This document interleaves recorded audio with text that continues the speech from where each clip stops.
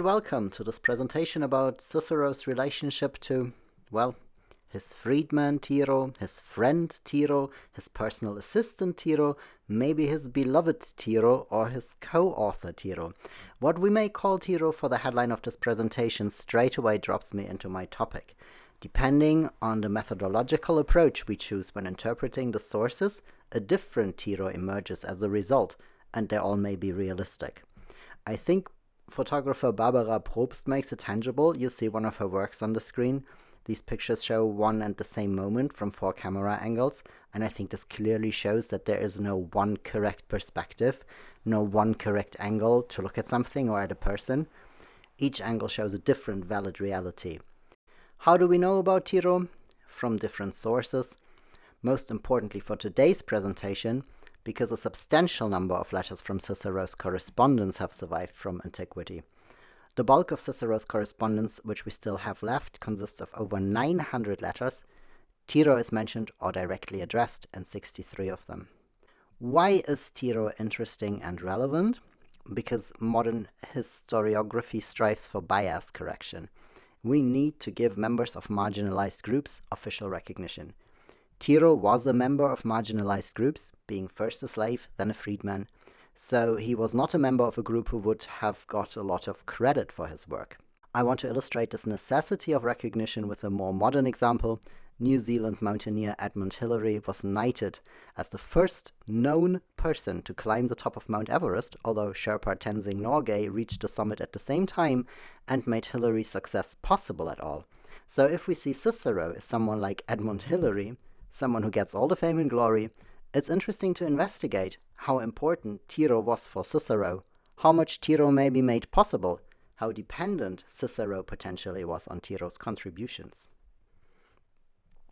David Roy Shackleton Bailey, specialist on Cicero's letters, believed that the letters were not heavily edited before they were published, so that we have access to letters originally not written for publication in a close to original form. He therefore concludes that in Cicero's letters we see a Roman consular without his toga.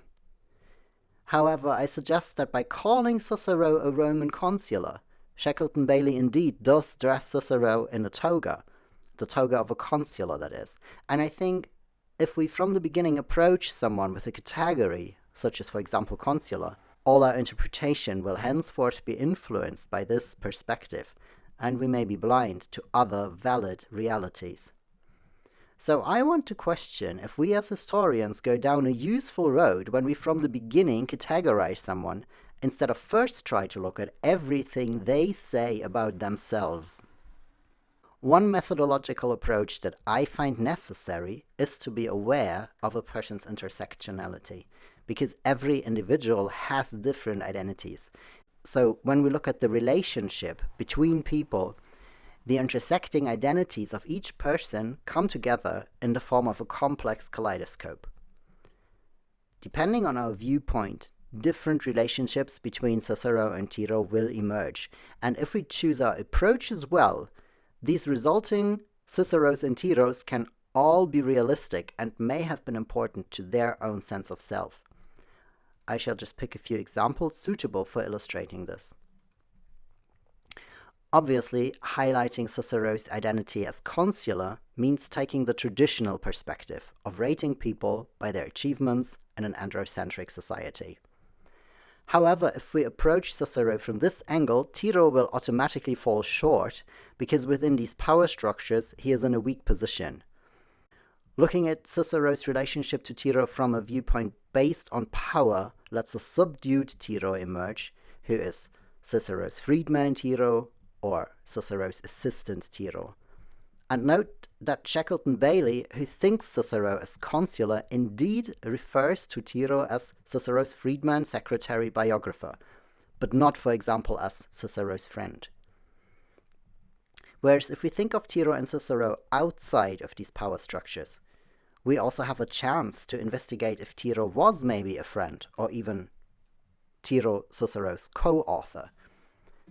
By the way, I do not claim to know if Tiro was Cicero's co-author. I'm just stating that only if we choose different viewpoints do we at all have a chance to freely investigate. And the question if Tiro was potentially also Tiro Cicero's co-author is worth investigating, because Cicero describes himself as literary unproductive in Tiro's absence. I've picked out one example, which I've illustrated with this codex from 1500.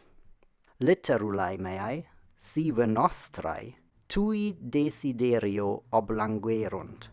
My, or should I say our, literary work has lost its energy due to a desire for you.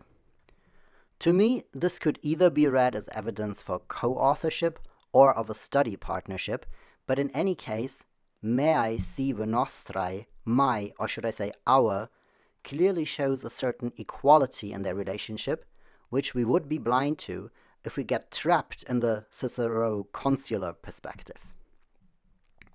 Next example, love. Many readers have noted that Cicero loved Tiro. So this love may be worth investigating. In 1972, McDermott went very far in speculations, giving a possible reason for Cicero's affection. He speculated that Tiro may have been Cicero's son, born out of wedlock to a slave concubine.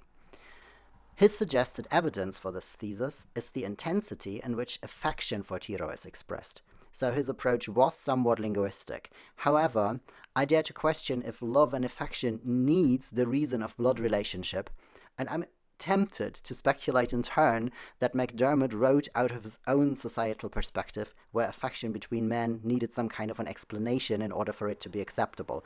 So I am tempted to think that McDermott followed his own common sense when he found it logical that Cicero would have showered Tiro with affection because Tiro was his son. In any case, filling the gaps very creatively lets a Tiro emerge who may or may not have existed. Tiro, Cicero's son. Without claiming to know that Tiro was not Cicero's son, because maybe he was, who knows. I still feel that following McDermott's speculation would mean stretching the methodological approaches of historians and crossing the boundary to fictional writing, since the speculation goes so far beyond sound evidence.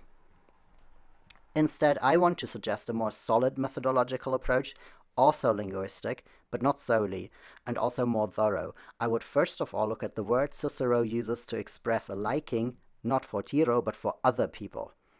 I think that only once we would have carefully assessed how Cicero uses his words when describing his feelings towards a variety of other people, can we make a text comparison and see how high his level of emotion is towards Tiro. I would start with the most obvious words like amor, amare, diligere, which commonly are all translated as love, and see what outcome that brings. And we need to be aware of the danger of translation. If we translate everything with love, we might just too much think of the meanings the word love has in English, and not enough of the spectrum the words amor, amare, diligere, etc. may have had in Cicero's Latin. Because he possibly uses, for example, amare also in frames where we would not speak of love at all in English, but rather to be fond of or to feel obliged. So, looking at enough Ciceronian texts should help us more fully understand the spectrum of meaning these words have for Cicero. Then we can work with his meanings rather than with meanings which come attached to English terms like love. The illustration I put up here, I translated with love now, but I can't be sure. And going beyond linguistics, I would also suggest a letter frequency analysis, because not all is in the words either. I have, for example, noticed that Cicero at one point writes 3 letters to Tiro in 3 days, and at another point there are 3 letters in one single day, also worth investigating. I think if we combine such frequency analyses with linguistics, we have quite a solid tool at hand with which we can go on to interpret. And yes, then we may look at examples of texts like this dramatic goodbye I put up here for you, and then who knows, maybe we actually would want to conclude that there really was love, also in the English sense of the word, and let a beloved Tiro emerge. One who may be Cicero's son, but maybe also just a beloved person who is no blood relative. Back to Hercules at the crossroads, what do I think are important virtues? We should reflect that method influences outcome. A different Tiro emerges and a different relationship between Cicero and Tiro emerges, depending on how we choose to look. theory versus common sense, I suggested that the search for a reason for Cicero's affection may just have been based on the researcher's common sense rather than on thorough theoretical reflection. This is of course disputable, but one thing I'm sure of, there is not only one correct angle of looking at something. So when approaching people, we should try to keep an open mind as long as possible and try to collect all messages they give about themselves before we squeeze them into categories we find most obvious.